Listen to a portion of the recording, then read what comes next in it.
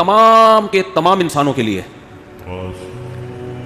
قیامت تک جتنے لوگ اس دنیا میں آئیں گے, کالے ہوں, گورے ہوں, سانولے ہوں, پنجابی ہوں, پٹھان ہوں, مہاجر ہوں, انگریز ہوں, جیپنیز ہوں, پرشین ہوں, کسی قوم سے ان کا تعلق ہے, تمام کے تمام لوگوں کو میں پیغام لے کر آیا ہوں. کس کی طرف سے؟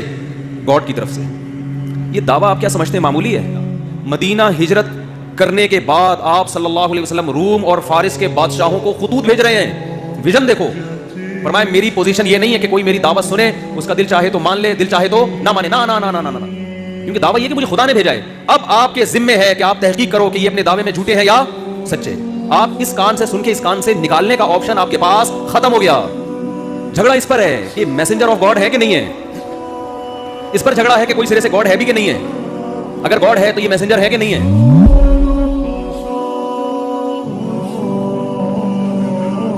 اعوذ باللہ من الشیطان الرجیم. بسم اللہ الرحمن الرحیم. قل یا ایہا الناس انی رسول اللہ الیکم جمیعا. وقال النبی صلی اللہ علیہ وسلم الکیس من دان نفسہ وعمل لما بعد الموت. قرآن مجید کی ایک آیت کا حصہ اور نبی صلی اللہ علیہ وسلم کی ایک حدیث پڑھی ہے. اللہ تعالیٰ سے دعا ہے اللہ تعالیٰ صحیح طرح سے بات کہنے کی, سننے کی, سمجھنے کی اور پھر عمل کی توفیق عطا فرمائے. آواز صاف آ رہی ہے آپ لوگوں کو؟ بھائی ایکو کو ختم کریں بالکل. یہ لفظ ایکو ہے, ایکو ہے کیا ہے؟ کچھ انگریزی کے کسی ماہر نے کہا کہ ایکو نہیں ہے, کچھ اور ہے. چلو جو بھی ہے, ختم تو ہو گیا نا.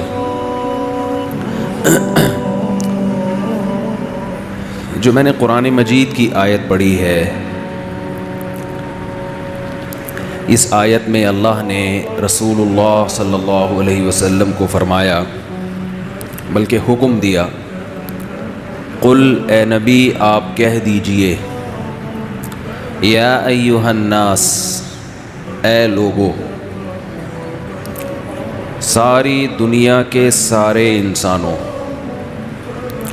انی رسول اللہ میں اللہ کا نمائندہ ہوں,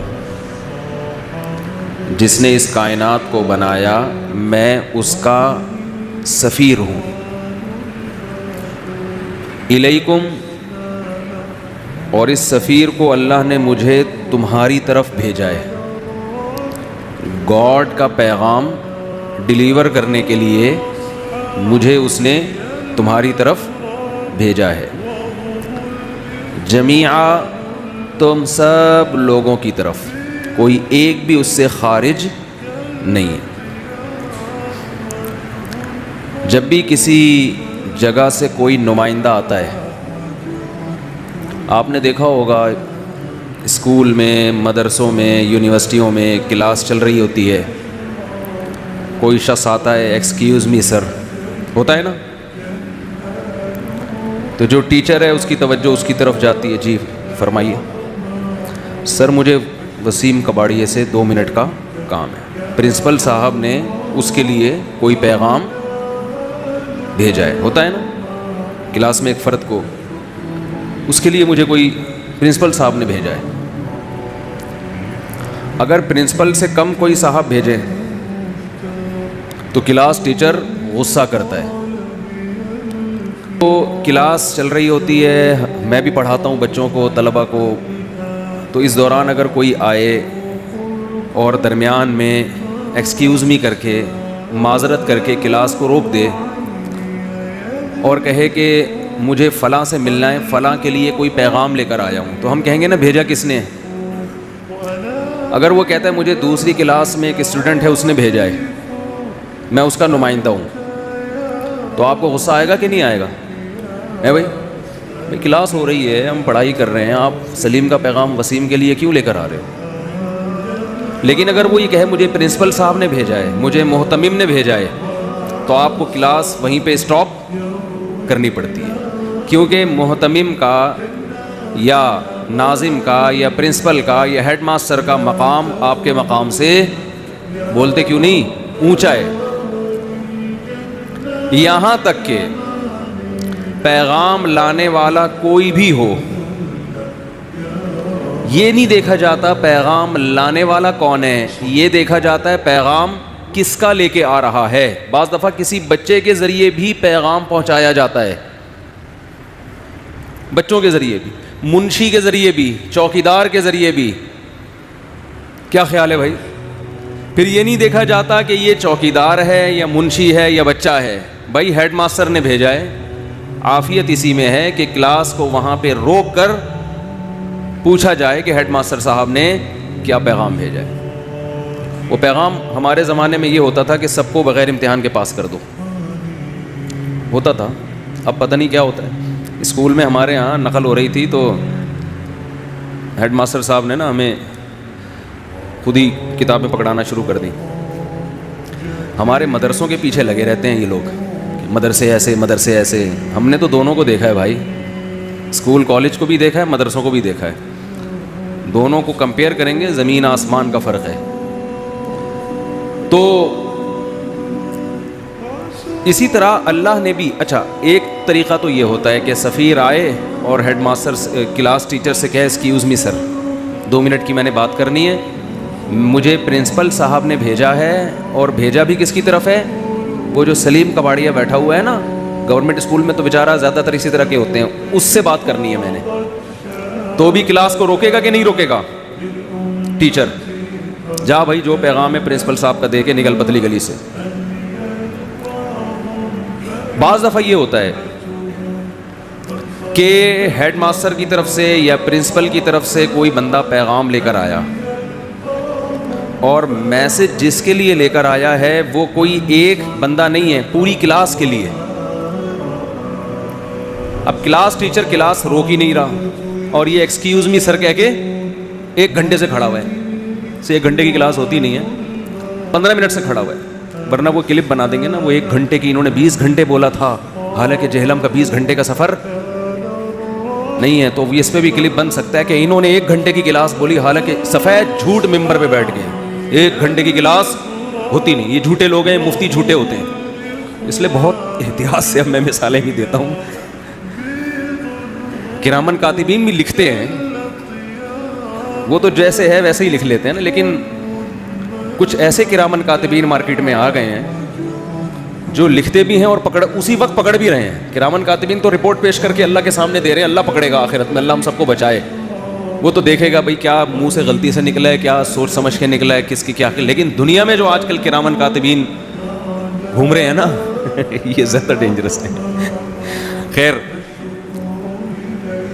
تو میرا خیال ہے 40 منٹ کی، ہمارے ہاں تو 45 منٹ کی کلاس ہوتی ہے جی، 45 منٹ کی، ہمارے یہاں 45 منٹ کی ہوتی ہے، تو ہم اپنے ہاں کی مثال دیں نا۔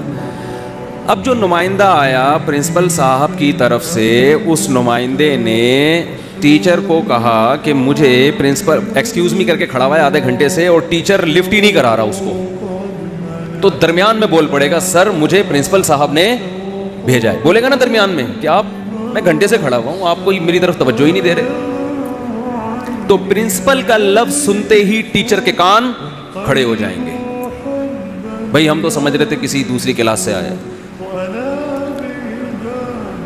اس کے ساتھ ساتھ اگر وہ یہ کہے کہ سر میں پوری کلاس کے لیے ایک میسج لے کر آیا ہوں پرنسپل صاحب کی طرف سے، اب ٹیچر کا اسے بات نہ کرنے دینا اور بڑی گستاخی ہے یا نہیں ہے بھائی؟ اور بڑی گستاخی ہے۔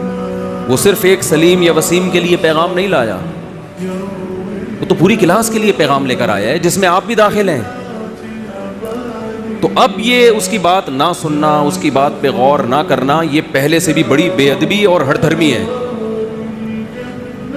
اور اس سے بڑھ کر یہ کہ جو میسج لے کر آیا ہے، جو لانے والا بندہ ہے، وہ کوئی چپڑاسی نہیں ہے، وہ دوسری کلاس کا طالب علم نہیں ہے، بلکہ وہ پرنسپل صاحب کا بیٹا ہے، یا اور کوئی بڑا آفیسر ہے، یا بڑا زبردست اس کا گیٹ اپ ہے، جس سے لگ رہا ہے کہ یہ کوئی، یوں سمجھے کہ کوئی آرمی کا بڑا آفیسر آیا ہوا ہے، یا کوئی سائنٹسٹ آیا ہوا ہے، ڈاکٹر عبد القدیر خان آ گیا فار ایگزامپل۔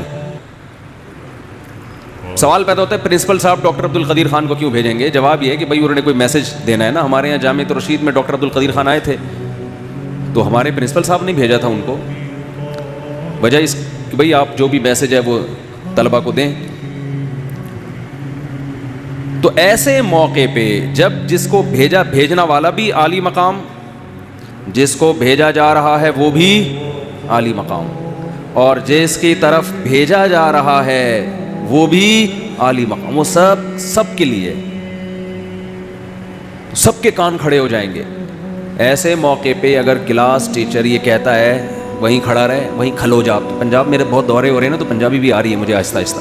اتھے ہی کھلو جا, جدے دی کھوتی اتنے آن کھلوتی. پنجاب میں ایک مقولہ مشہور ہے, جدے دی کھوتی اتھے آن کھلوتی. اب اس کا مفہوم پتہ نہیں کیا ہے, بہرحال ہمیں تو یہ لفظ اچھا لگا تو ہم نے کہا چلو ٹھیک ہے یار. بعض الفاظ ایسے اچھے ہوتے ہیں ان کا مطلب نہیں بھی پتہ ہوتا. جدے دی کھوتی اتھے آن کھلوتی. اے کی رولہ پہ گیا چودھری سٹاں لے گیا. یہ بہت پہلے سرگودا میں ہم نے لکھا ہوا دیکھا تھا, الیکشن میں چودھری صاحب سیٹیں لے گئے تو اے کی رولہ پہ گیا چودھری سٹاں لے گیا. خیر, تو ایسے موقع پہ کہ جب بھیجنے والا بھی اعلیٰ, پیغام لانے والا بھی اعلیٰ, اور جس کی طرف پیغام بھیجا جا رہا ہے وہ سب کے سب لوگ ہیں, ایسے موقع پہ اس کے پیغام کی طرف توجہ نہ دینا یہ بھیجنے والے سے دشمنی لینے کے مترادف ہے. اس کا مطلب آپ اسکول میں مزید جاب نہیں کرنا چاہتے, آپ چاہتے ہیں کہ آپ کو یہاں سے خارج کر دیا جائے. اس سے بڑی سزا کوئی پرنسپل یا ہیڈ ماسٹر دے نہیں سکتا نا, کہ آپ کا اخراج ہی کر دے وہاں سے. قرآن مجید میں اللہ تعالیٰ رسول اللہ صلی اللہ علیہ وسلم سے فرماتے ہیں, حکم دیتے ہیں بلکہ, قل اے نبی آپ کہہ دیجئے, یا ایہا الناس اے لوگو, انی رسول اللہ الیکم میں اللہ کا بھیجا ہوا پیغمبر ہوں, نمائندہ ہوں, سفیر ہوں, الیکم تم سب کے لیے, جمیعا تمام کے تمام انسانوں کے لیے. قیامت تک جتنے لوگ اس دنیا میں آئیں گے, کالے ہوں, گورے ہوں, سانولے ہوں, پنجابی ہوں, پٹھان ہوں, مہاجر ہوں, انگریز ہوں, جیپنیز ہوں, پرشین ہوں, کسی قوم سے ان کا تعلق ہے, تمام کے تمام لوگوں کو میں پیغام لے کر آیا ہوں. کس کی طرف سے؟ گاڈ کی طرف سے. یہ دعویٰ آپ کیا سمجھتے ہیں معمولی ہے؟ بولو بھائی, کوئی ہلکا دعویٰ ہے یہ؟ ایک آدمی کہے مجھے ہیڈ ماسٹر نے بھیجا ہے, حالانکہ ہیڈ ماسٹر نے نہ بھیجا ہو, اور وہ کئی کلاسوں میں گھوم رہے ہیں, ہر جگہ کہہ رہے ہیں مجھے ہیڈ ماسٹر صاحب نے بھیجا ہے. ہیڈ ماسٹر کو پتہ چلے گا کہ یہ جھوٹ بول رہا ہے میرے اوپر, چھوڑے گا ہیڈ ماسٹر اس کو؟ بولو بھائی کیا ہو گیا؟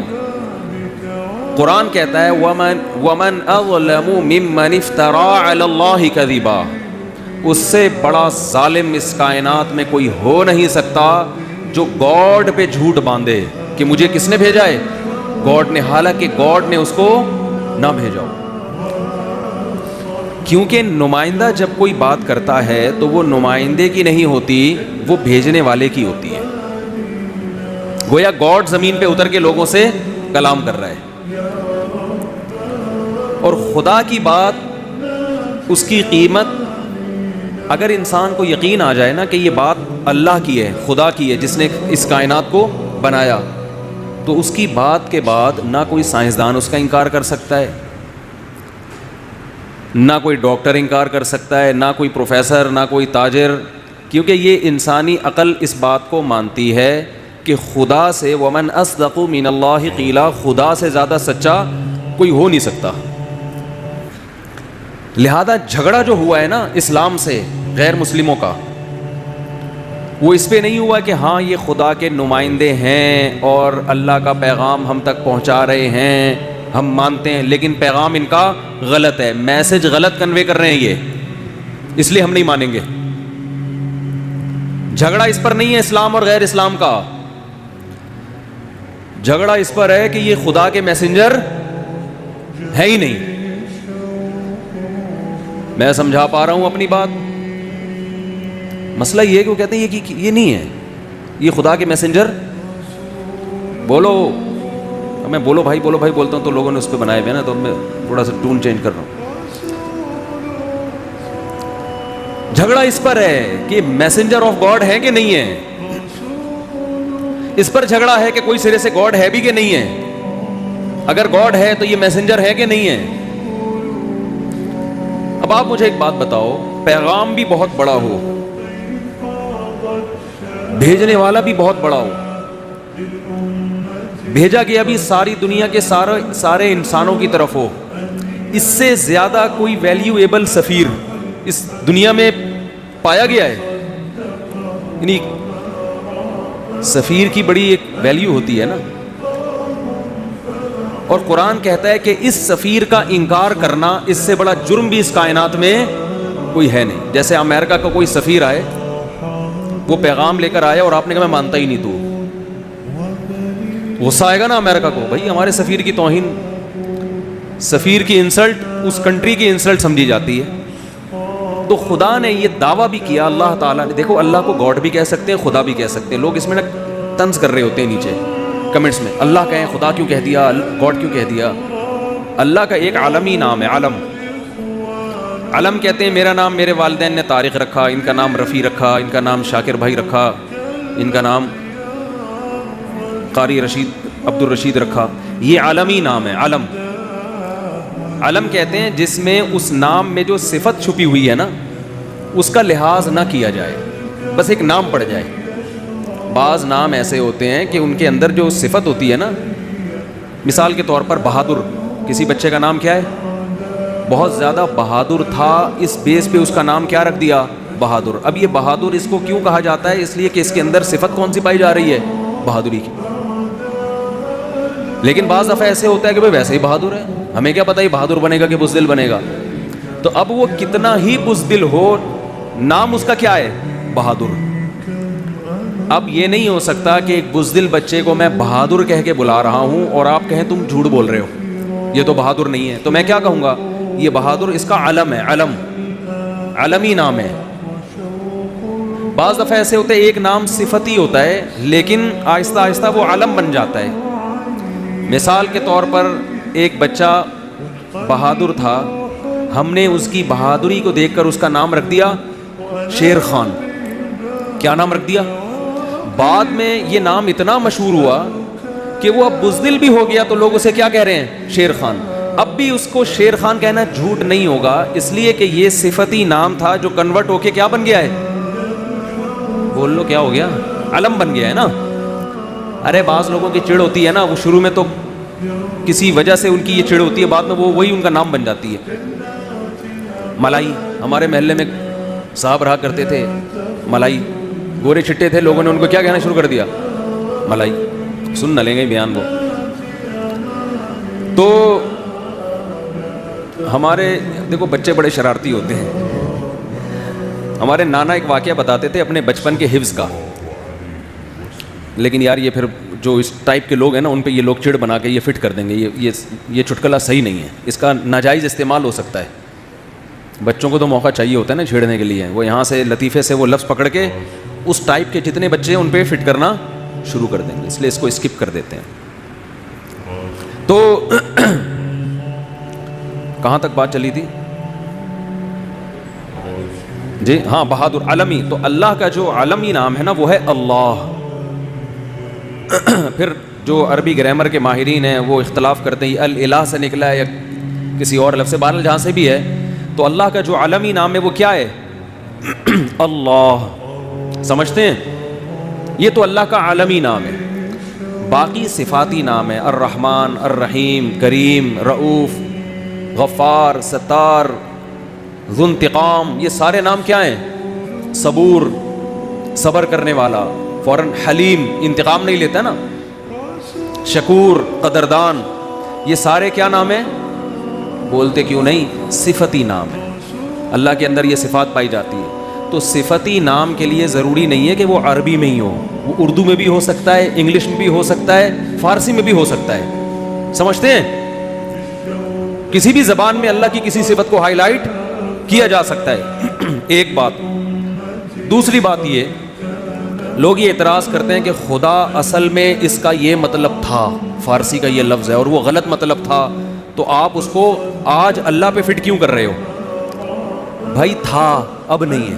آپ خود ہی کہہ رہے ہیں کہ یہ مطلب بعض الفاظ جب وضع کیے جاتے ہیں تو ان کا مطلب غلط ہوتا ہے, لیکن جب وہ کامن ہو جاتے ہیں نا تو اب جو مطلب لوگ لے رہے ہیں وہی مطلب لیا جائے گا. یہ نہیں دیکھا جائے گا کہ جب یہ لفظ ایجاد ہوا تھا تو اس کا کیا مفہوم تھا. وہ تھا اب نہیں ہے. بہت مشکل ہے, بہت مشکل ہے.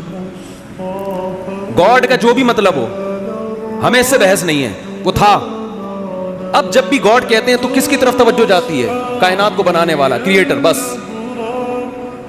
خدا کو, معبود کو کہتے ہیں جس کی عبادت کی جائے, جو کائنات کو بنانے والا ہے. اب تھا آواز نہیں بحث کرنی, ہمیں جو مرضی تھا. وہ ٹائی کے بارے میں کہتے ہیں نا یہ صلیب کا نشان تھا بھائی, اب نہیں ہے. جو تھا ہمیں کیا, اب اگر ہوتا تو ہم ٹائی کو حرام کہتے. ارے کوٹ ٹائی پہن کے جاتے ہیں نا لوگ, بچے اسکول جا رہے ہوتے ہیں, صاحب دفتر جا رہے ہوتے ہیں ٹائی پہن کے, تو اس پہ بعض حضرات یہ کہتے ہیں کہ تو کتابوں سے ثابت کرتے ہیں کہ یہ گورے نے صلیب کے طور, پہلے صلیب لٹکاتے تھے نا تو صلیب ہوتے ہوتے ٹائی بن گئی. تو یہ اصل میں یوں تھا. مجھے نہیں پتا یہ تحقیق صحیح ہے یا نہیں ہے. جو چیزیں غیر ضروری ہوتی ہیں میں ان میں تحقیق کرتا ہی نہیں ہوں, میری عادت نہیں ہے. ٹائم بچاؤ بھائی, جو مفید کاموں میں ٹائم لگاؤ. اگر ہم اس تحقیق کو صحیح مان لیں کہ یہ واقعی صلیب کا نشان تھا تو تھا نا, اب تھوڑی ہے. اب تو یہودی بھی پہن رہے ہیں جو صلیب کو نہیں مانتے, اب تو ہندو بھی پہن رہے ہیں جو صلیب کو نہیں مانتے, مسلمان بھی پہن رہے ہیں. زیادہ زیادہ یہ کہہ سکتے ہیں کہ یہ مسلمانوں کا, کہ علماء کا کلچر نہیں ہے, مذہبی لوگوں کا کلچر نہیں ہے. تو اس لیے بہتر یہی ہے کہ وہ لباس پہنا جائے جو اس قوم کے علماء پہنتے ہیں. یہ بہتر ہے, کوئی فرض واجب نہیں ہے. لیکن نہ عیسائیوں سے مشابہت ہے اس میں اور نہ صلیب سے کوئی مشابہت ہے. جو کچھ تھا اب نہیں ہے. کسی کی توجہ بھی نہیں جاتی اب اس طرف کہ کوئی صلیب لٹکا کے گھوم رہا ہے گلے میں. سمجھتے ہو؟ تو اس لیے کمنٹس میں لوگ بار بار لکھ رہے ہوتے ہیں آپ اللہ کا لفظ کیوں نہیں استعمال کرتے, گاڈ کیوں کہتے ہو, خدا کیوں کہتے ہو. تو اتنا زیادہ پہلے ہی دنیا میں بڑے بڑے ٹینشنیں ہیں بھائی, اور کیوں اپنے لیے ٹینشنیں بڑھا. بہتر تو یہی ہے کہ اللہ کے لیے سب سے اچھا لفظ کون سا ہے؟ اللہ. بہتر تو یہی ہے. لیکن کوئی دوسرا بھی استعمال کر لے تو کوئی گورنمنٹ کی طرف سے پابندی نہیں ہے. اس میں ہوتی بھی پابندی تو بھی کوئی مسئلہ نہیں تھا. گورنمنٹ کو ایسی چیزوں پہ پابندی لگانے کی اجازت بھی نہیں ہے. اچھا خیر, تو میں یہ عرض کر رہا تھا کہ اب آپ مجھے ایک بات بتاؤ کہ سفیر کا دعویٰ ہے کہ کس نے بھیجا ہے؟ اس کائنات کے بنانے والے نے. اور بھیجا کس کی طرف ہے؟ صرف عرب کی طرف نہیں, تمام دنیا کے تمام انسان جو اس وقت تھے اور جو قیامت تک آئیں گے. اور آپ نے یہ دعویٰ برائے دعویٰ نہیں کیا. مدینہ ہجرت کرنے کے بعد آپ صلی اللہ علیہ وسلم روم اور فارس کے بادشاہوں کو خطوط بھیج رہے ہیں. ویژن دیکھو, یعنی ایک یتیم جو نہ لکھنا جانتا ہے نہ پڑھنا جانتا ہے, عرب کے ایک ایسے ماحول میں پیدا ہوا جہاں ایجوکیشن کا نام و نشان نہیں ہے. اور ابھی آپ کو ایک چھوٹی سی ریاست بھی پوری طرح نہیں ملی مدینہ کی, اس میں بھی چاروں طرف آپ کے دشمن. مسجد نبوی جتنی بڑی ہے نا اب, پورا مدینہ نبی کے دور میں اس سے چھوٹا تھا. سمجھ میں آ رہی ہے؟ جو مدینہ شہر تھا نا, آج جو مسجد نبوی ہے مدینہ شہر اس سے چھوٹا تھا. مری اسلامی تاریخ ہے. آپ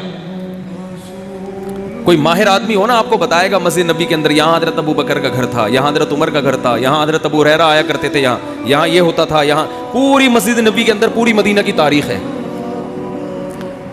اتنی چھوٹی سی جگہ, بہت کمزور معمولی سی ریاست جو اپنے پاؤں پہ ابھی کھڑی بھی نہیں ہو پا رہی, سنبھل بھی نہیں پا رہے, اور خطوط لکھے جا رہے ہیں ہرقل کو. ہے بھائی, خطوط کس کو لکھے جا رہے ہیں؟ بڑے بڑے ملکوں, اس وقت ایسے جیسے رشیا, امریکہ اور برٹش, ان حکومتوں کو خطوط لکھے جا رہے ہیں. اس میں کیا کہا جا رہا ہے؟ انی رسول اللہ علیکم جمیعا, مجھے گاڈ نے میسنجر بنا کے بھیجا ہے. کس کی طرف؟ آپ کہتے ہیں جب اللہ کو اللہ کہا جائے گا تو گاڈ کیوں کہہ رہے ہو پھر بار بار؟ گاڈ اس لیے کیونکہ یہ لفظ گوروں کے لیے بھی ایکسیپٹیبل ہے نا. گاڈ کو تو وہ بھی مانتے ہیں نا, اللہ کو نہیں مانتے, گاڈ کو تو مانتے ہیں نا, تو اس لیے میں گاڈ کا لفظ استعمال کر رہا ہوں. سمجھ رہے ہو کہ نہیں سمجھ رہے؟ لبرل لوگ بھی بولیں گے اللہ کیوں لے کر آ رہے ہیں بیچ میں, تو بھائی گاڈ کا لفظ سب کے لیے قابل قبول ہے کہ نہیں ہے؟ انگلش میں خدا کو کیا کہتے ہیں؟ گاڈ کہتے ہیں, کیونکہ انگریز بھی او مائی اللہ نہیں کہتے, او مائی گاڈ کہتے ہیں. آپ کہہ سکتے ہیں کہ انگریز تو آپ کا بیان سن نہیں رہے، تو وہ لوگ ضرور سن رہے ہیں جو انگریزوں سے ڈسے ہوئے ہیں ٹھیک ہے، اور ہو سکتا ہے یہ ٹرانسلیشن ہو جائے انگلش میں بات، یہ بھی ممکن ہے، نہیں بھی ہو تو کوئی ترجمہ کر کے بتا دے، کچھ گوروں نے بھی بیانات سنے ہیں۔ تو اب میں آپ سے ایک بات عرض کر رہا ہوں کہ دنیا میں اس سے بڑے سفیر کی کوئی مثال مل نہیں سکتی، جو دعویٰ بھی کر رہے ہیں کہ میں تمام لوگوں کی، اللہ کی طرف سے تمام انسانوں کا رسول، اور اس دعوے پر عمل بھی کر کے دکھا رہے ہیں، بڑے بڑے بادشاہوں کو خطوط لکھ رہے ہیں۔ بعض بادشاہوں نے جب آپ کا خط دیکھا تو اسے پھاڑ دیا، آپ نے فرمایا اللہ اس کے اسی طرح ٹکڑے کرے گا جس طرح اس نے میرے خط کو پھاڑا ہے۔ آپ کہہ سکتے ہیں بھائی کسی کے خط کو پھاڑنے پر اتنی بڑی بددعا کیسے دی جا سکتی ہے؟ بات یہ ہے کہ دعویٰ جتنا بڑا ہو اس دعوے کا انکار بھی اتنا ہی بڑا جرم ہوتا ہے، اس کے ذمہ لازم تھا، کیونکہ نئے پیغمبر کا لوگ انتظار کر رہے تھے، لوگوں کو یقین تھا کہ حضرت عیسیٰ ابن مریم آخری نبی نہیں ہے، عیسائی بھی انتظار کر رہے تھے، یہودی بھی انتظار کر رہے تھے۔ ایسے موقع پہ اگر کوئی دعویٰ کرے تو دعویٰ سنتے ہی اس کو پھاڑ ڈالنا یہ اللہ سے دشمنی لینے کے مترادف ہے۔ اس لیے رسول اللہ صلی اللہ علیہ وسلم نے فرمایا لا يسمع بی احد من هذه الامة یہودیا کان او نصرانیا ثم لم یؤمن بالذی ارسلت به الا دخل النار۔ فرمایا میری پوزیشن یہ نہیں ہے کہ کوئی میری دعوت سنے، اس کا دل چاہے تو مان لے، دل چاہے تو نہ مانے، نہ نہ نہ نہ نہ نہ۔ میری حیثیت یہ ہے کہ اس امت میں کوئی یہودی عیسائی میرے بارے میں سنے اور پھر تحقیق کر کے مجھ پر ایمان نہ لے کر آیا تو اس کا ٹھکانہ جہنم کی آگ ہے۔ اس نے اس کو ویلیو کیوں نہیں دی؟ بالکل اس کی مثال ایسے جیسے کلاس روک کر ایک شخص کہہ رہا ہے مجھے پرنسپل نے بھیجا ہے اور ٹیچر اس کی بات کو لفٹ کرانے کے لیے تیار نہیں ہے، تو آپ کیا سمجھتے ہیں پرنسپل چھوڑ دے گا اس کو؟ اور وہ کہہ بھی رہا ہے کہ میں سب پوری کلاس کے لیے پیغام لے کر آیا ہوں، اور پیغام بھی بہت اہم ہے۔ آج لبرل لوگ اعتراض کرتے ہیں نا، یہ کیا بات ہے محمد صلی اللہ علیہ وسلم پر کوئی ایمان نہ لے کر آئے تو جہنم میں جائے گا، اتنی اتنی سی باتوں پہ جہنم ہے بھائی، اتنی اتنی سی باتوں پہ، یعنی وہ کہتے ہیں نا یہ لوگ ذرا ذرا سی بات پہ کہاں پھینک رہے ہوتے ہیں جہنم میں ڈالی، بھائی اتنی سی بات ہے نہیں، کیونکہ دعویٰ یہ کہ مجھے خدا نے بھیجا ہے۔ اب آپ کے ذمے ہے کہ آپ تحقیق کرو کہ یہ اپنے دعوے میں جھوٹے ہیں یا سچے۔ آپ اس کان سے سن کے اس کان سے نکالنے کا آپشن آپ کے پاس ختم ہو گیا، اب یہ آپشن نہیں ہے آپ کے پاس کہ ادھر سے سنیں اور ادھر سے نکال دیں گے، یار یہ مسلمانوں کے مذہبی معاملات ہیں، چھوڑو۔ آپ کہہ سکتے ہیں کہ کیا دلیل ہے آپ کے پاس کہ محمد ابن عبداللہ صلی اللہ علیہ وسلم اس دعوے میں سچے تھے، کیا دلیل ہے آپ کے پاس؟ ہم کہتے ہیں 1400 سال پہلے جو آپ کی نبوت کے برحق ہونے کے دلائل تھے وہ تو تھے، وہ لوگوں نے اپنی آنکھوں سے دیکھے۔ 1400 سال کے بعد جو آپ کے برحق ہونے کے دلائل ہیں وہ پہلے سے بھی زیادہ ہیں، وہ اس سے بھی زیادہ ہیں۔ اگر خدا محمد صلی اللہ علیہ وسلم کو میسنجر بنا کے بھیجتا اور یہ نہ کہتا کہ یہ آخری پیغمبر ہیں، تو خدا کے ذمے محمد صلی اللہ علیہ وسلم کی تعلیمات کی حفاظت بولو نہیں تھی۔ کیا خیال ہے؟ اللہ کہہ دیتا کہ ان کی تعلیمات جب مسخ ہوں گی تو میں دوسرا پیغمبر بھیج دوں گا۔ خدا نے محمد ابن عبداللہ صلی اللہ علیہ وسلم کے بارے میں 2 دعوے کیے، یہ میرے میسنجر ہیں اور لاسٹ میسنجر، ان کے بعد کوئی نبی نہیں ہے، کیونکہ ساری دنیا کے سارے انسانوں کے لیے۔ اس دعوے میں اللہ نے ایک اور دعویٰ کر دیا کہ ان کی تعلیمات کو میں قیامت تک کے لیے محفوظ کر دوں گا، ان کی تعلیمات قیامت تک کے لیے۔ بولو نا کیا ہو گیا بھائی؟ وہاں میں پشاور میں بیان کر رہا تھا، ایسا بول رہے تھے لوگ، یار چپ کرانا، سرگودا میں بیان ہوا، چپ کرانا مشکل ہو گیا، لوگ چپ ہی نہیں ہو رہے تھے۔ وہاں کہنا پڑ رہا تھا مجھے بھی بولنے دو گے کہ نہیں دو گے؟ بولو پنجاب لسی، پائے، کراچی میں چائے، چائے کے اثرات ہیں۔ سوچتا بہت ہے آدمی چائے پی کے، بولتا نہیں ہے، سوچتا رہے، جہاں بولنے کا موقع ہوتا ہے وہاں بھی کیا کر رہا ہوتا ہے؟ سوچ رہا ہوتا ہے۔ بھی اتنی اچھی صحت رہی ہے نا, میرا 2 ہفتے کا دورہ ہوا KP کے پنجاب, ایسے ایک چھینک بھی نہیں آئی, پھر کراچی اتر کے چھینکیں شروع. تو اللہ کے ذمے تھا کہ محمد صلی اللہ علیہ وسلم کی تعلیمات کی حفاظت کرتے. یہ حفاظت خود اس کی دلیل ہے کہ محمد صلی اللہ علیہ وسلم لاسٹ میسنجر آف گاڈ ہیں, ورنہ کسی یتیم جو نہ لکھنا جانتا ہو نہ پڑھنا جانتا ہو, اس کی تعلیمات کی اللہ کی قسم اسباب کی دنیا میں ایسی حفاظت کا انتظام اس زمانے میں تو ممکن ہی نہیں تھا, ناممکن. اور اس زمانے میں بھی اتنا پروٹوکول ملنا کسی کو ممکن نہیں ہے. ہمارے نبی صلی اللہ علیہ وسلم کی جو سیرت ہے اس کے 2 پہلو ہیں, خوب غور سے سنیں. 2 پہلو ہیں آپ کی سیرت کے. ایک پہلو وہ ہے جس میں آپ خدا کی طرف سے کوئی میسج دے رہے ہیں کہ یہ الاؤڈ ہے اور یہ ناٹ الاؤڈ.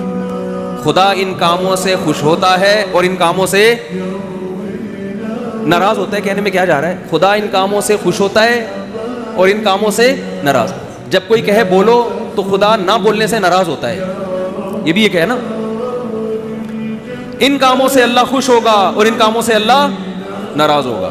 ہمارے بچے بھی میری نقلیں اتار رہے ہیں یوں کر کے, میں گھر گیا میری بچی یوں کر رہی ہے, ابو ایسے بیان کرتے ہیں. جس گھر میں بچے نہیں ہیں نا وہ گھر نہیں ہے, ہوٹل ہے. پتہ نہیں کس فطرت کے خلاف زندگی پہ تمہیں لوگوں نے, فیملی پلاننگ والوں نے ڈال دیا. اللہ کا شکر ہے میں مولوی ہوں الحمدللہ, میں ان نظریات سے پہلے دن سے متاثر ہی نہیں ہوا, اس لیے شادیاں بھی کر لیں, بچے بھی پیدا ہو گئے الحمدللہ. گھر جاتے ہیں خوشیاں ملتی ہیں, اللہ اور خوشیاں نصیب کرے. میں تو اپنے بچوں کو دیکھ کے کہتا ہوں یار ان سے ہمیں محروم کر رہے تھے. یہ جس کے پاس وحی کی تعلیم نہیں ہے نا, خدا کی قسم خود بھی گمراہ ہے, دوسروں کو بھی گمراہ کرے گا. یہ نعمت ہے خدا کی بچے, یہ کوئی ٹینشن نہیں ہے. ان کو ٹینشن بنا کے پیش کر دیا ہے, نہ توکل, نہ گھروں میں آبادی, بڑھاپے میں اور عذاب. ہم تو چاہتے ہیں لیٹسٹ ورژن آتا رہے. وہ چھوٹے بچے کی جو اس میں وہ چاہتے ہوتی ہیں نا, اور اس میں جو پیار ہوتا ہے, بڑے ہو کے تھوڑی ہمیں تو, میں تو گھر میں کئی دفعہ کہتا ہوں میرا دل ہی نہیں چاہتا کہ یہ بچے بڑے ہوں. لوگ کہتے ہیں جلدی سے بڑے ہو جائیں. او بھائی بڑے ہو کے وہ بات نہیں ہے جو چھوٹوں میں ہے. اور آپ کو مولویوں کے بچوں سے ٹینشن ہوتی ہے اور اتنے بچے کیسے پال رہا ہے. او بھائی وہ آپ کے نہیں ہے اس لیے ہو رہی ہے, اگر آپ کے ہوتے پھر دیکھو. انسان کو اپنے بچوں سے بائی نیچر کیسا ہی کالا کلوٹا آڑا ترچا نیلا پیلا ہو پھر بھی بہت اچھا لگتا ہے. تو اپنے ہوں گے تو پھر دیکھو کتنے اچھے لگیں گے. ابھی میں گلگت جا کے ایک ویڈیو میں نے بنائی ہے, 24 بچے لوگوں کے, ایک کے 30 بیٹے 24 بیٹیاں. وہ تو جانتے ہی نہیں نا یہ کیا ہوتا ہے فیملی پلاننگ. 13 سال میں لڑکیوں کی شادیاں ہوتی ہیں, اولادیں ان کو ملتی ہیں, 99-100 سال کی عمر میں جا کے مرتی ہیں. وہ سب نہ یہ صحت کے لیے مفید ہے نسل روکنا, نہ یہ آپ کے ذہنی تفریح کے لیے مفید ہے. نہیں ہوں گے تو ٹینشن, گھر میں ماحول ہی نہیں بنتا. وہ تو بیچارہ انگریز خود تو فطرت سے باغی ہوا ہے, تمہیں بھی فطرت سے باغی کر دیا اس نے. وہ گلگت کی ویڈیو ضرور دیکھنا, بھی میں اپلوڈ کر, ہم لوگ نے لگا دی اپلوڈنگ پہ اس کو. اور میں نے انٹرویو لیا, بھائی تیرے کتنے, سب خوش ماشاءاللہ. خواتین کی عمریں بھی لمبی. فیملی پلاننگ والے بولتے ہیں 13 سال کی بچہ چل رہی ہے. او بھائی خدا نے جب اس کا یہ نظام متحرک کر دیا, اس کا مطلب اب اس کی نیچر ہے. یہ عورت ایک پیٹ میں 2 جڑواں بچے پال سکتی ہے, تو کیا سال کے وقفے سے دو نہیں جن سکتی کیا وہ؟ اور دوسری بات یہ کہ اگر عورت کو پریگننسی نہیں ہوتی تو وہ بلڈ جو ہے وہ مینسز میں ضائع ہوتا ہے, پھر وہ انرجی زیادہ ضائع ہوتی ہے. ڈاکٹر کہتے ہیں, میں نہیں کہہ رہی ہے, جو بلیڈنگ ہوتی ہے نا مینسز میں, وہ زیادہ انرجی ضائع ہو رہی ہوتی ہے بنسبت پریگننسی کے. اور پریگننسی میں جو بیماریاں عورت کے ساتھ لاحق ہیں وہ قدرت کی طرف سے ہیں. وہ اس کو کمزور کرنے کے لیے, ٹینشن دینے کے لیے نہیں, وہ صرف یہ جتانے کے لیے تاکہ بچے کے لیے کچھ تکلیف اٹھائے اور بچے پر اس کا حق باپ کی نسبت 3 گنا زیادہ ثابت ہو. کچھ تو کہے نا کہ میں نے تکلیفوں سے اٹھائے تجھے. اگر کچھ بھی نہ ہوتا, نہ الٹیاں آتی, نہ ٹینشن ہوتی, تو کیسے بچے پہ اپنا حق جتاتی؟ تو کچھ ٹینشنیں خدا نے ماں کی کے مقدر میں رکھی ہیں تاکہ اس بیس پر ساری زندگی بچے کو غلام بنا کے رکھے. وہ آپ خدا سے جنگ لڑ رہے ہو. یہ ہمیں سکھائیں گے یہ فیملی پلاننگ والے, اور یہ یہودی ہمیں بتائیں گے کہ ہماری کتنی نسل بڑھنی چاہیے, کتنی رکنی چاہیے. ان کے اپنے تو ہوتے نہیں ہیں. آپ یوٹیوب پہ انٹرویوز دیکھ لو, جو خواتین بہت ایجوکیٹڈ خواتین ہیں, بڑے بڑے عہدوں پر ہیں, ان کی بڑی ویلیو تھی ایک زمانے میں. آج وہ روڈوں پہ کاغذ چن رہی ہیں, کچرا چن رہی ہیں, کوئی پوچھنے والا نہیں ہے. آپ میں کوئی ایبلٹی ہے نا, تو جب تک وہ ہے کمپنیاں آپ سے فائدہ اٹھائیں گی, جب نہیں تو کمپنی آپ کو نکال باہر کرے گی. مجھے یہاں ملتے ہیں بوڑھے لوگ, میں یہ تھا, میں نے اتنی ڈگریاں میرے پاس, اب کوئی لفٹ کرانے والا نہیں ہے. خدا نے مرد اور عورت کو اولاد کی صورت میں گفٹ دیا ہے, تحفہ دیا ہے. یہ تمہیں نہیں چھوڑے گا بڑھاپے میں, یہ تمہارا ہے, اصل تمہارا یہی ہے. 20 سال سے فالج زدہ باپوں کو لوگ پال رہے ہیں, ماؤں کو پال رہے ہیں, کمپنیاں تھوڑی پالیں گی. اور ان نوٹوں سے کیا بڑھاپے میں باتیں کرو گے؟ یہ جو نوٹ ہیں کما کما کے بڑھاپے میں یہ دل بہلائیں گے. بڑھاپے میں بیٹے ہوں, بیٹیاں ہوں, پوتے ہوں, نواسے ہوں, بہویں ہوں, داماد ہوں, کوئی ایک آدھ تو نکلے گا نا کام کا.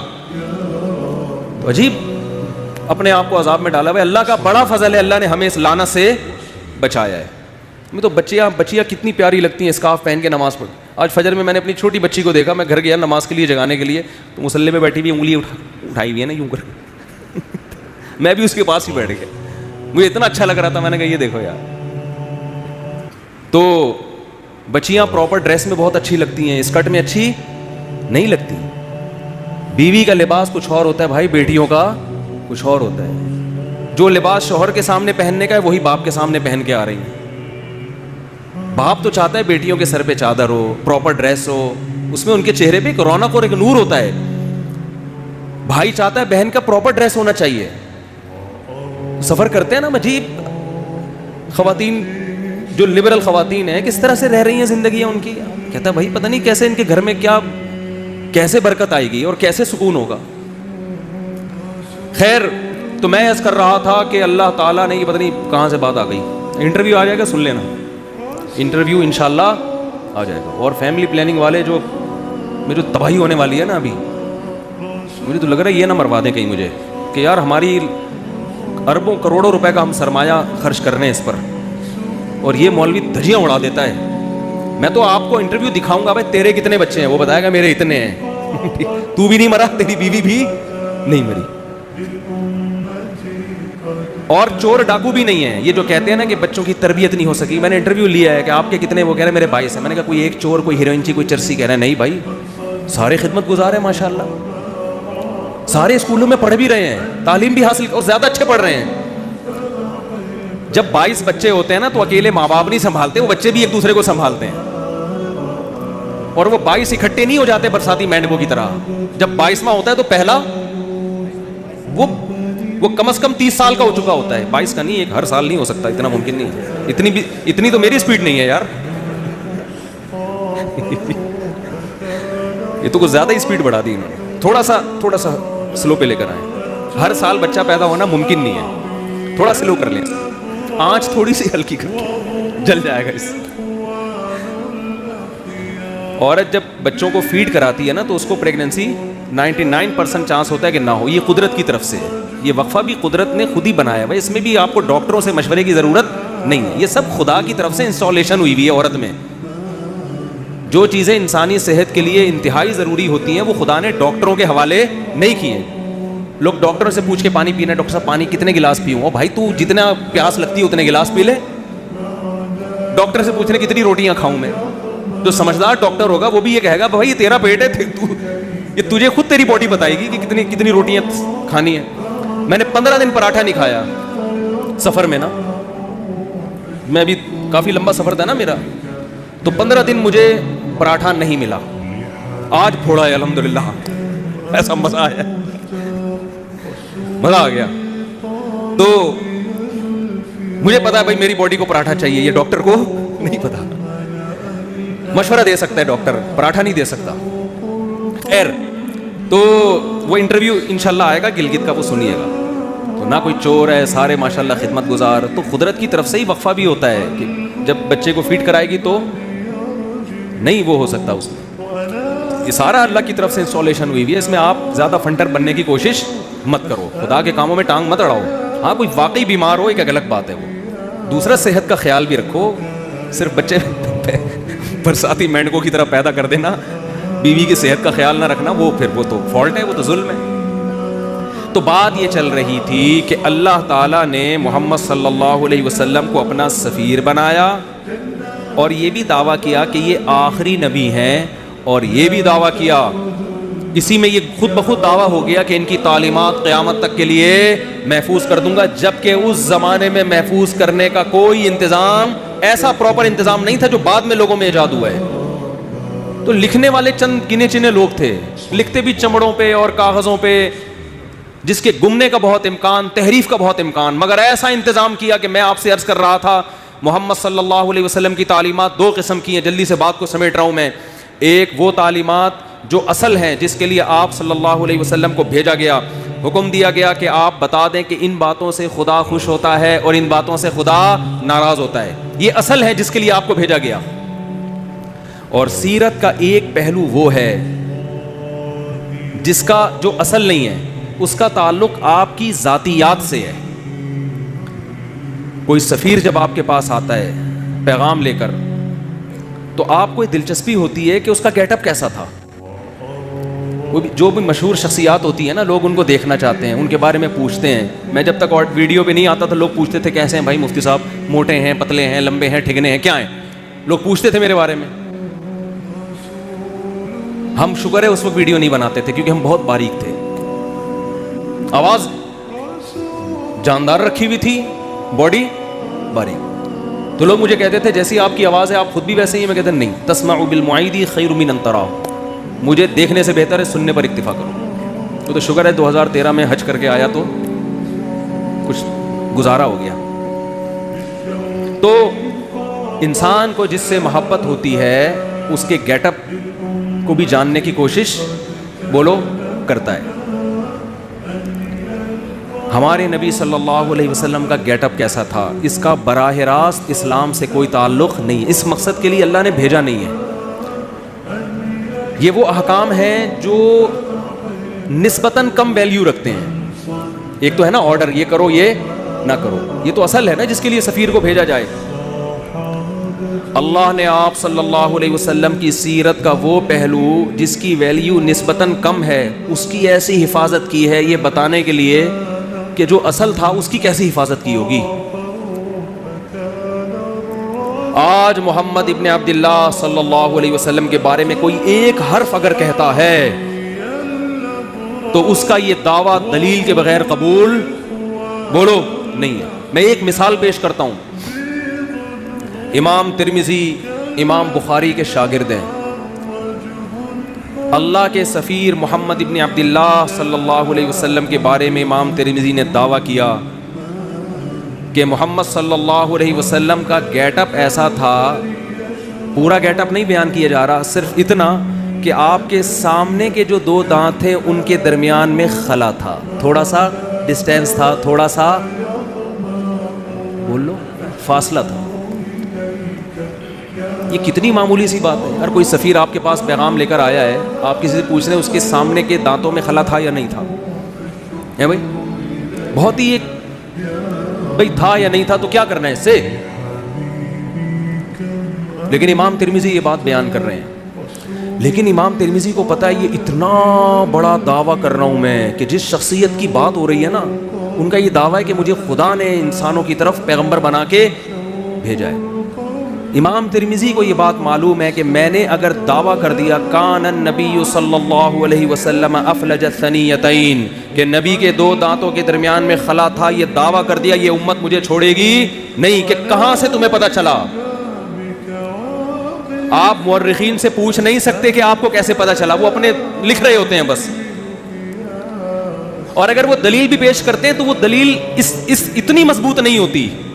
اتنی سی بات کو بیان کرنے کے لیے امام ترمذی سند لے کر آئیں گے۔ حدثنا عبداللہ ابن عبد الرحمن، امام ترمذی کہتے ہیں مجھ سے عبداللہ ابن عبد الرحمن نے بیان کیا، وہ عبداللہ جو عبد الرحمن کے بیٹے ہیں۔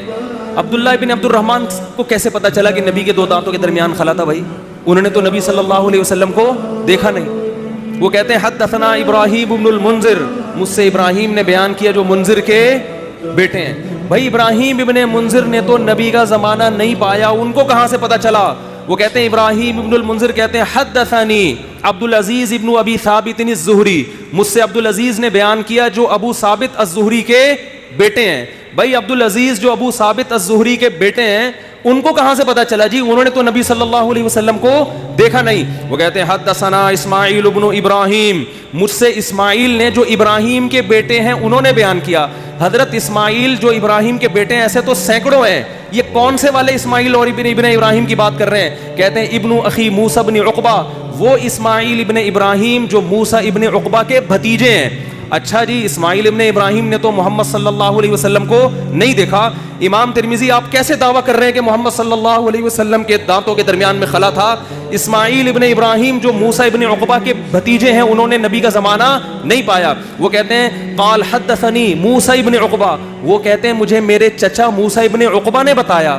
بھائی موسیٰ ابن عقبہ نے بھی نبی کا زمانہ نہیں پایا. وہ کہتے ہیں موسیٰ ابن عقبہ کہتے ہیں حدثنی قریب, مجھ سے عبداللہ بن عباس کے شاگرد قریب نے بیان کیا. ارے بھائی قریب نے بھی محمد صلی اللہ علیہ وسلم کو نہیں دیکھا. امام ترمذی کہتے ہیں ذرا خاموش ہو جاؤ. قریب کہتے ہیں حدثنی عبداللہ ابن عباس, مجھ سے عبداللہ ابن عباس نے بیان کیا اور انہوں نے نبی کے چہرے انور کی طرف دیکھ کے فرمایا کان النبی صلی اللہ علیہ وسلم افلج الثنیتین, کہ نبی کے سامنے کے دو دانتوں کے درمیان میں خلا تھا. ایسی حفاظت محمد صلی اللہ علیہ وسلم کے گیٹ اپ کی خدا نے کی ہے. سوچو تعلیمات کی کیسی حفاظت کی ہوگی.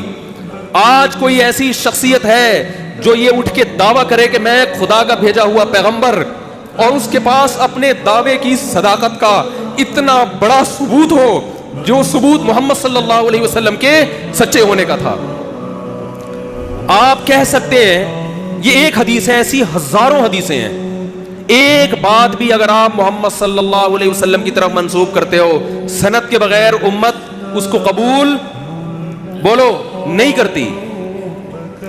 اور سند بھی کیسی خاندانی.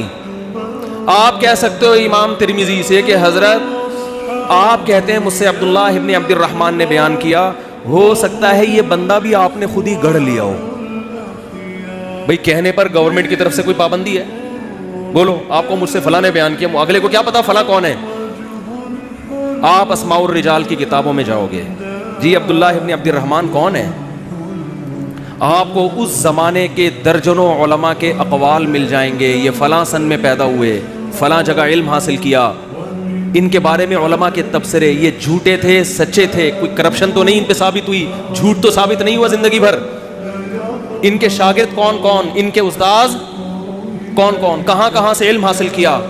ایک مؤلف بیان نہیں کرے گا, بہت سارے لوگ جو مختلف ملکوں میں رہتے ہیں وہ بیان کریں گے ان کے بارے میں. پھر آپ اگلے راوی کی طرف جاؤ گے, عبداللہ ابن عبد الرحمن, وہ کہتے ہیں ابراہیم ابن المنذر نے. یہ ابراہیم ابن المنذر کون ہے؟ یہ کوئی ڈھکے چھپے نہیں ہے, آپ کو درجنوں کتابوں میں ان کے حالات بولو مل جائیں گے. بھائی اس زمانے میں مشہور آدمی تھے, یہ لوگ جانتے تھے ان کو. وہ کتابیں کوئی دمشق میں لکھی جا رہی ہے, کوئی مصر میں لکھی جا رہی ہے, کوئی کوفہ میں لکھی جا رہی ہے, ان کتابیں میں ان کا تذکرہ ملے گا آپ کو. حالانکہ ان کے آپس میں ملاقات ثابت, ان مصنفین کا آپس میں کمپرومائز نہیں ہو سکتا, مختلف ملکوں میں ہیں یہ. پھر آپ پوچھو گے جی عبدالعزیز ابن ابی ثابت الزہری کون ہے؟ ان کے اسماء الرجال کی کتابیں تو اتنی جلدوں میں ہوتی ہیں جن میں راویوں کے حالات, ان کے نام. ایسا خاندانی پروٹوکول خدا کی طرف سے محمد صلی اللہ علیہ وسلم کو ملا, ایسی حفاظت کی گئی. اللہ ان غیر مسلموں سے کہہ رہا ہے جس کے دانتوں کے درمیان خلا, اس گیٹ اپ کو بیان کرنے کی میں نے ایسے حفاظت کی ہے, سوچو اس کے آرڈر کیسے میں نے محفوظ کیے ہوں گے. یہ پروٹوکول اس کائنات میں آج تک کسی کو بولو نہیں ملا. ہم یہ سیرت سن کے خوش ہوتے ہیں, ہونا بھی چاہیے, لیکن اس میں ہمارے لیے ایک پیغام ہے کہ محمد صلی اللہ علیہ وسلم جیسے غیر مسلموں کی طرف بھیجے گئے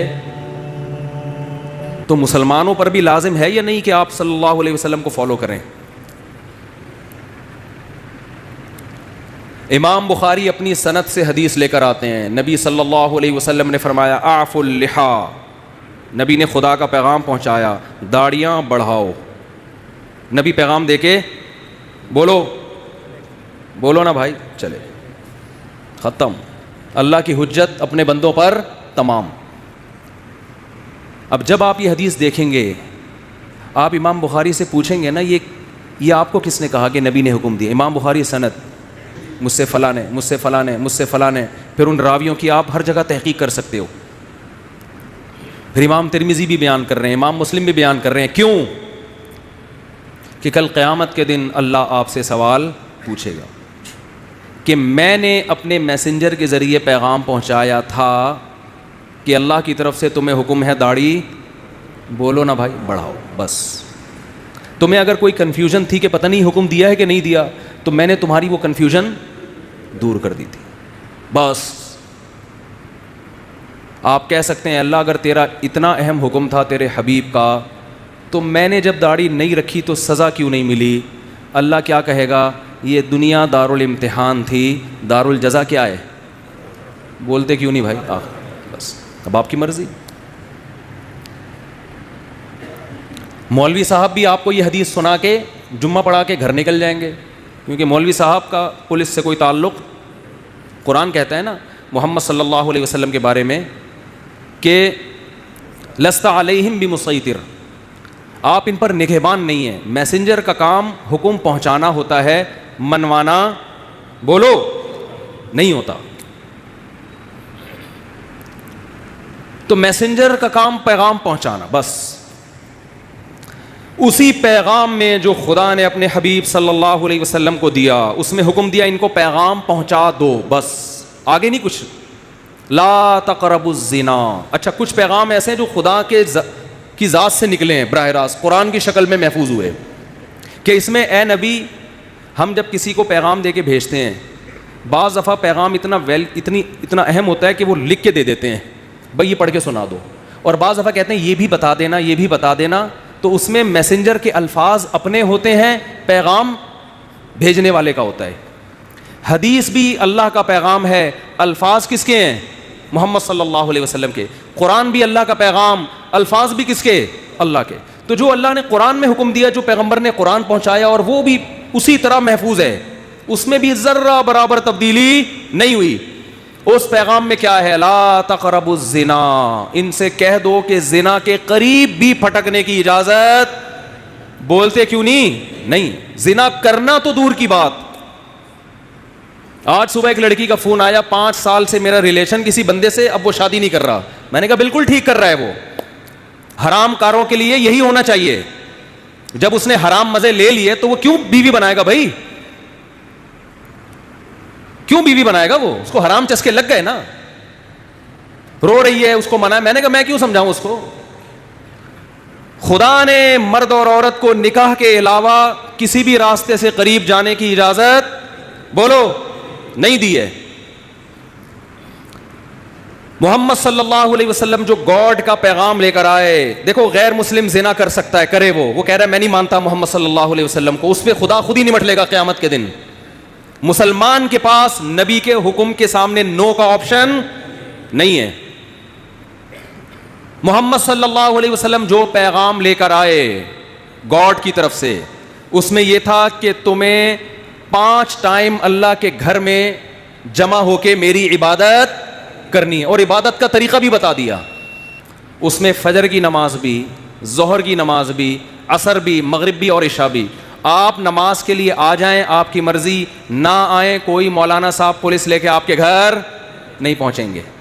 اس سے اس خوش فہمی میں نہ رہیں کہ نماز آپشنل ہے. نہ نہ نہ نہ نہ. اللہ نے محمد صلی اللہ علیہ وسلم کو اپنا سفیر بنایا, اور آپ کی نبوت پہ سینکڑوں دلائل قائم کر کے بتا دیے کہ تمہارے اوپر میری حجت تمام ہو چکی ہے, تم آؤ نہ آؤ تمہاری مرضی. کل قیامت کے دن جب میں انتقام لوں گا تو تم یہ نہیں کہہ سکو گے کہ اللہ معاذ اللہ نقل کفر, محمد صلی اللہ علیہ وسلم کی نبوت صحیح نہیں تھی, یا اللہ مجھے یقین نہیں تھا کہ محمد صلی اللہ علیہ وسلم نے 5 نمازوں کا حکم دیا بھی ہے کہ نہیں دیا. تو یہ حجت اللہ کی بندوں پہ تمام ہو چکی ہے. اللہ نے محمد صلی اللہ علیہ وسلم پر جو کلام نازل کر کے ہم تک پہنچایا, اور محمد صلی اللہ علیہ وسلم کے ذریعے جو بندوں کو اپنا میسج پہنچایا, اس میسج میں شراب لیگل ہے یا انلیگل ہے؟ بولو انلیگل. آپ کو شراب کے قریب جانے کی اجازت نہیں ہے. خدا نے جو اپنا پیغام محمد صلی اللہ علیہ وسلم کے ذریعے ہم تک پہنچایا، اور پوری سندوں کے ساتھ، اور قرآن تو سند کا محتاج ہی نہیں ہے، اس قرآن میں ہمیں حکم دیا گیا کہ بہن کی وراثت آپ کو کھانے کی اجازت، بولتے کیوں نہیں؟ بعض گاؤں دیہاتوں میں بیان کرتا ہوں نا، لوگ بڑے خوش ہو رہے ہوتے ہیں، جہاں بہن کی وراثت کی بات ہے میں دیکھ رہا ہوتا ہوں لوگوں کے چہرے کی ہوائیاں اڑ، ایک نعرہ آتا ہے ماشاءاللہ ماشاءاللہ، لگ رہا ہوتا ہے اس کے ابا بھی مرے ہی نہیں ہیں۔ بہت سے دیہاتی علاقوں میں پوری زمینیں کھا جاتے ہیں، بہنوں کو بولو نہیں دے۔ ہمارے نبی نے جو ہمیں پیغام پہنچایا نا خدا کا، اس پیغام میں یہ بھی ہے کہ باپ کے مرنے کے بعد بڑا بھائی چھوٹے بھائی کی وراثت، بولو نا، نہیں کھا سکتا، اور باپ کے کاروبار پہ قبضہ نہیں کر سکتا، چاہے وہ باپ کی زندگی میں وہ کاروبار خود ہی چلا رہا ہو۔ یہ غریبی ہے، ابا کی زندگی میں جو آپ ابا کے کاروبار کو پروموٹ کرتے ہو، یہ ابا کی خدمت کہلائے گی، اس کی وجہ سے آپ کی کاروبار میں شرکت نہیں ہوگی۔ وراثت میں سب کو دینا پڑے گا، آپ یہ نہیں کہہ سکتے میں نے یہ گٹکے کی دکان کو یہاں تک پہنچایا ہے، تو اپنی دکان پہنچاتے ہیں نا، ابا کی پہنچاؤ گے تو ابا کا کاروبار بڑھ رہا ہے، اس میں ثواب ملے گا۔ لوگ آتے ہیں کہ ایک صاحب کہنے لگے میں نے ابا کے کاروبار کو یہاں سے اٹھا کے وہاں پہنچایا، مجھے ابا کے بعد کیا ملے گا؟ میں نے کہا ثواب ملے گا، اس پہ آپ بہت زیادہ ملے گا سب، صرف ثواب، میں نے کہا بہت زیادہ ثواب ملے گا، اس کے علاوہ کچھ بھی نہیں ملے گا۔ یہ ابا کا بزنس ہے بھائی، ابا کی گائے آپ خدمت کر کے ختم، یہ جمعے کے بعد اعلان کروں گا، ابا کی گائے کی خدمت کر کے اس کے 2 بچے ہو گئے گائے کے تو یہ کس کے بچے کہلائیں گے؟ گائے کے بچے، اور گائے کس کی ہے؟ ابا کی، تو ابا کی ہوں گے نا، آپ کے تھوڑی ہو جائیں گے۔ یہ بڑھوتری جب ہوتی ہے تو جس کی چیز ہو اسی میں بڑھوتری ہوگی نا۔ آپ وسیم بھائی کو کھلا کے آپ نے ڈبل کر دیا وسیم بھائی، تو وہ وسیم بھائی آدھے آپ کے تھوڑی ہو جائیں گے کہ جی میرے کھلائے ہوئے کی وجہ سے ڈبل ہو گئے، لہذا آدھے میرے آدھے آپ اپنے ہیں۔ بھائی جس چیز میں گروتھ ہوتی ہے تو وہ وہی چیز کہلاتی ہے، سمجھتے ہو؟ سمجھتے سب ہیں؟ ہاں ایک صاحب کیا کرے یار، مثالیں اتنی ہیں، چھوڑو وقت بھی پورا ہو گیا ہے۔ تو بھائی یہ جو خدا کے پیغامات ہم تک آئے ہیں نا، اللہ کے پیغامات، ان پیغامات میں کچھ تو آپشنل ہیں، کچھ تو اللہ نے خود ہی اختیار دے دیا۔ تہجد پڑھو نہیں پڑھو ٹھیک ہے، پڑھ لو گے اچھی بات ہے، نہیں پڑھو تو ضروری نہیں۔ اشراق پڑھ لو اچھی بات ہے، نہیں پڑھو تو کچھ غریبیاں بھی رکھی ہیں اللہ نے، وہ تمہاری مرضی۔ لیکن کچھ ایسے ہیں جس میں جو حلال و حرام سے جن کا تعلق ہے، داڑھی رکھنا ضروری ہے، اور بہنوں کی وراثت ان کے حوالے کرنا ضروری ہے۔ بڑے بھائی کے لیے چھوٹے یتیم بچوں کا مال، بلکہ جو حمل ہے نا ماں کے پیٹ میں، اس کا بھی وراثت میں اتنا ہی حصہ ہے جتنا زندوں کا اور بڑوں کا حصہ ہے۔ ایک دن کے حمل کا وہی حصہ ہے جو بال بچوں والے آدمی کا حصہ ہے، اس حمل کو بھی ماں کو گرانے کی اجازت نہیں ہے۔ تو یہ خدا کے احکامات ہیں جن میں اللہ نے 2 اور 2 4 کی طرح اپنے دین کو واضح کر دیا ہے۔ اور اللہ فرماتے ہیں وَلَا تَحْسَبَنَّ اللَّهَ غَافِلًا عَمَّا يَعْمَلُ الظَّالِمُونَ، ظالم جو کچھ کر رہا ہے اللہ کو اس سے غافل نہ سمجھو، کیونکہ یہ دنیا دار الامتحان ہے، دار الجزا نہیں ہے، جزا آخرت میں ہوگی۔ اللہ مجھے بھی محمد صلی اللہ علیہ وسلم پر حقیقی ایمان نصیب کرے، آپ صلی اللہ علیہ وسلم سے محبت نصیب کرے، اور اللہ ہمیں آپ صلی اللہ علیہ وسلم کی تعلیمات کو فالو کرنے کی توفیق عطا فرمائے۔ وما علینا الا البلاغ۔